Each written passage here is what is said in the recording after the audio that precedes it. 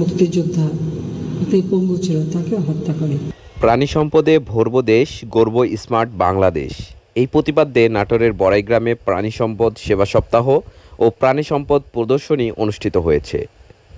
বৃহস্পতিবার সকালে উপজেলা প্রাণী সম্পদ কর্মকর্তা আমির হামজা এর আয়োজনে ও উপজেলা নির্বাহী কর্মকর্তা লাইলা জান্নাতুল ফেরদৌসের সভাপতিত্বে এই প্রাণী সম্পদ সেবা সপ্তাহ ও প্রাণী সম্পদ প্রদর্শনী অনুষ্ঠিত হয়। এ সময় উপস্থিত ছিলেন নাটোর ৪ আসনের সংসদ সদস্য আলহাজ ডাক্তার সিদ্দিকুর রহমান পাটোয়ারি, উপজেলা চেয়ারম্যান আতাউর রহমান, বনপাড়া পৌরসভার mayor K M Zakir Hossain সহ বিভিন্ন খামারি, বীর মুক্তিযোদ্ধা ও সাংবাদিকবৃন্দ।